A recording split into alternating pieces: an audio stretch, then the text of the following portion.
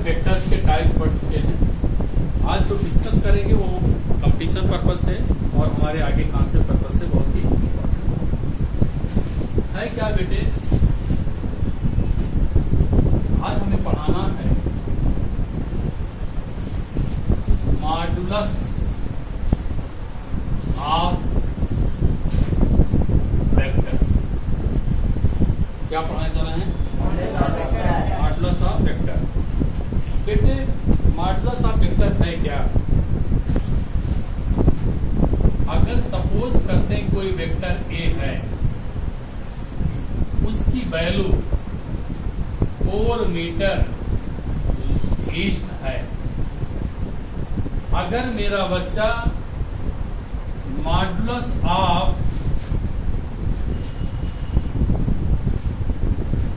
Vector A लिखना चाहे तो बेटे उसके दो कॉन्सेप्ट हैं। चाहे वह बेटा ए लिख दे, ऊपर से एरो को हटा दे, या बेटे वेक्टर ए लिख करके दोनों तरफ मॉड लगा दे, वह मैग्नीट्यूड हो जाता है। इट मीन्स मॉड जैसे लगाएगा, आप क्या लिखेंगे? 4 मीटर। क्या लिखेंगे? 4 मीटर। तो डिफिनेशन लिखिए, डिफिनेशन लिखिए। मैग्नीट्यूड ऑफ गिवन वेक्टर, लिखिए by magnitude of given vector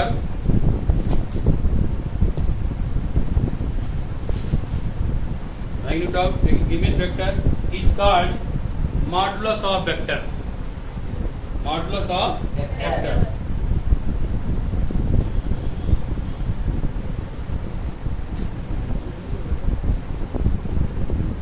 modulus of vector. अब बेटे ये तो मॉडुलस ऑफ वेक्टर, क्या लिखते हैं? मैं मॉडुलस ऑफ वेक्टर। मतलब मॉडुलस ऑफ वेक्टर जब निकालेंगे केवल उसका क्या लिखेंगे? मैग्नीट्यूड।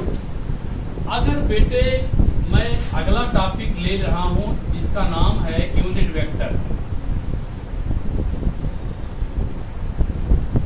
यूनिट वेक्टर को बेटे हम हमेशा जिस फिजिकल क्वांटिटी का यूनिट वेक्टर निकालना होता है उसके ऊपर कैप लगा देते हैं।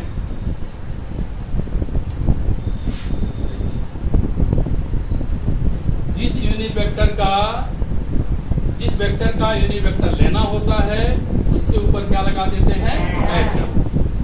क्या लगा देते हैं? कैप। जैसे बेटे मुझे किसी ने वेक्टर दिया है, यह वेक्टर है और यह वेक्टर का मैग्नीट्यूड है। यह वेक्टर है। कैसे जाने वेक्टर है? क्योंकि ऊपर क्या लगा है? कैप लगा है। कैप लगा है, वेक्टर है। सॉरी, कैप लगा है, सॉरी वेक्टर की साइन लगी, वेक्टर है। कैप लगा है तो यूनिट वेक्टर है। भूलिएगा नहीं क्या बोला। किसी भी फिजिकल क्वांटिटी के ऊपर वेक्टर का साइन है तो वेक्टर है। वेक्टर की साइन हट गया तो मैग्नीट्यूड है। यह वेक्टर ए है, यह मैग्नीट्यूड ऑफ वेक्टर ए है। और बेटे इसी को दोनों को डिवाइड करते हैं तो हम यूनिट वेक्टर पाते हैं। इन्हीं डिवाइड करते क्या पाते हैं? यूनिट वेक्टर पाते हैं। तो हम कहना चाहते हैं, डिफिनीशन लिखिए, a vector divided by its magnitude, a vectors divided by its magnitude is known as unit vector, is known as unit vectors। किसी वेक्टर को उसके मैग्नीट्यूड से डिवाइड कर देते हैं तो बेटे हम क्या पाते हैं? Unit vector. लिख लें, vector upon magnitude equal to unit vector.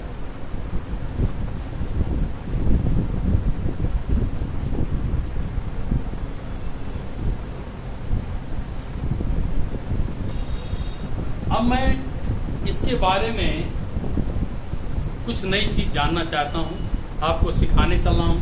अब सीखिए क्या मैं कहने चाहता हूँ। बेटे अब देखिए क्या है, आपने मुझसे कहा कि सर आपने अभी पढ़ाया यूनिट वेक्टर, तो मैंने बोला हाँ बेटा मैंने यूनिट वेक्टर बनाया। तो चलिए किसी वेक्टर का यूनिट वेक्टर निकालें और उसके बारे में जानकारी पैदा करें। यूनिट वेक्टर और क्या क्या प्रॉपर्टीज को रखता है। जैसे ये वेक्टर है, वेक्टर क्या रखा, कोई भी बच्चा 4 मीटर क्या लिख दिया, ईस्ट लिख दिया। मैंने उसका मैग्नीट्यूड निकाला। जब मैं मैग्नीट्यूड निकालूंगा तो मेरा कॉन्सेप्ट है डायरेक्शन नहीं देना है। क्या नहीं देना है? डायरेक्शन नहीं देना है। तो क्या मिल गया? मेरा उद्देश्य क्या है? यूनिट वेक्टर निकालना। मैं झटाक से अपना फार्मूला लाया, क्या? वेक्टर अपान मैग्नीट्यूड। क्या पाऊंगा बेटे? Unit vector. मेरा स्टूडेंट वेक्टर किसे कहेगा? जिसके पास मैग्नीट्यूड और डायरेक्शन होगी। मैग्नीट्यूड और डायरेक्शन लिखा। फिर बेटे मैग्नीट्यूड लिखना है 4 मीटर, कैंसिल आउट। अब क्या मिला? मैग्नीट्यूड 1 और क्या मिला? ईस्ट। मेरे बच्चे समझ में आया? क्या समझ में आया? Unit vector have magnitude 1। Unit vector have magnitude 1 बेटे। And give the direction. Unit vector वह क्वांटिटी है। अब मुझे और नई चीज समझ में आई कि किसी वेक्टर का यूनिट वेक्टर निकाला तो मुझे क्या दे दिया? 1 क्या है? Magnitude. It means unit vector का मैग्नीट्यूड 1। Give the direction. इसका यूज कहाँ होता है? डायरेक्शन में होता है। कहाँ होता है? डायरेक्शन में।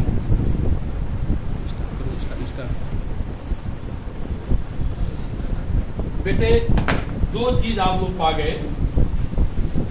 मीटर कट गया, मैग्नीट्यूड कट गया। आप कह सकते हैं सर ये तो यूनिट लेस हो गया। बोलो क्या हो गया? यूनिट लेस हो गया। इसी का डिपेंड अपॉन यूनिट लेस है तो क्या मिल जाएगा बेटे? बोलो डायमेंशन लेस हो जाएगा, क्योंकि मैंने पढ़ाया है डायमेंशन डिपेंड अपॉन यूनिट। अब कहोगे सर जी क्या कमवा इसका था जो आपने पढ़ा, इतनी देर पढ़ाया? भैया इसका काम केवल क्या है? डायरेक्शन के लिए यूज्ड फॉर डायरेक्शन। इसका काम किस काम के लिए होता है बेटे? डायरेक्शन के लिए। इसके लिए रिलेटेड टॉपिक है बेटे ऑर्थोगोनल यूनिट वेक्टर। ऑर्थोगोनल का मतलब परपेंडिकुलर यूनिट वेक्टर्स। बेटे मैं बताऊं आज, क्योंकि आप छोटी सी क्लास से आए हैं, ये एक्स है, ये वाई है। बेटे बेटियां समझे ये जेड है। भैया समझ रहे हैं सभी लोग? ये एक्स वाई जेड है। आज आप लोग जान लेना बेटे एक्स वाई तो है, मेरा जेड ऐसे है जो आपको गोली मार रहा है। ये आपकी तरफ जा रहा है, उसको मैं यहां दिखाया हूं, आज से जान लीजिएगा ऐसे है। एक्स वाई और जेड, इसको मैं 2D में दिखाएंगे तो इस पोजीशन को लेना चाहता है। एक्स वाई और जेड। मेरे लाल बताएं, बेटियां बताएं कैसे हैं सब? एक दूसरे के परपेंडिकुलर हैं। और सुनिए बड़ी ऊंची चीज लिखने जा रहा हूं। एक्स एक्सिस को दिखाने के लिए आई कैप लिखा जाता है। आई कैप यूनिट वेक्टर लिखा जाता है। जे के लिए, वाई के लिए जे, जेड के लिए के कैप यूज करते हैं। इसका मतलब हुआ यहाँ पर आई कैप, यहाँ पर जे कैप, यहाँ पर के कैप। यही I J K are mutually perpendicular to each other. जब I J K are mutually परस्पर एक दूसरे से क्या है, परपेंडिकुलर है, इसलिए इन्हें क्या कहा जाता है, orthogonal unit vector. I cap, J cap, k cap are perpendicular to each other, so it is called orthogonal unit vector. नहीं समझ में आया? अगर बेटे मैं एग्जांपल ले लूं, कोई बिटिया कहती है सर दिखाओ क्या कर दिया आपने। बेटिया 2i plus 3j plus 4k किसी ने लिख दिया, तो इसका मतलब है 2 कहाँ जाएगा, x पर।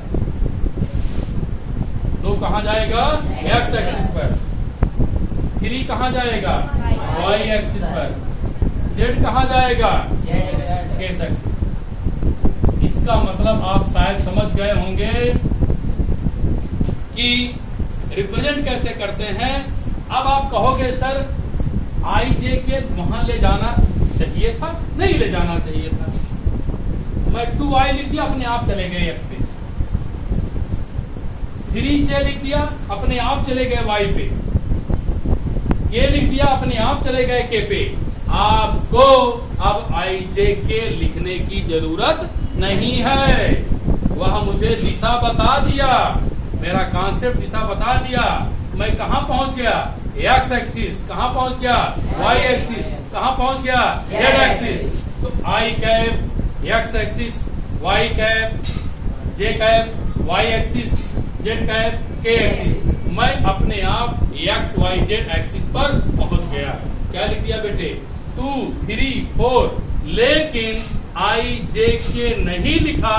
इसका मतलब आप समझेंगे, we know that I J के they have magnitude 1 use for direction. इसलिए मेरे बच्चे मैंने केवल डायरेक्शनों पर एक्स वाई जे पे चला गया, आई जे को अपने साथ नहीं भी ले गया। और ले भी जाता वो डिस्टर्ब नहीं करेगा, वो अपने आप बता के डायरेक्शन चुप रहेगा, बोलेगा नहीं, क्योंकि उसकी वैल्यू हमने पहले से क्या पढ़ रखा है, 1। क्या पढ़ रखा है,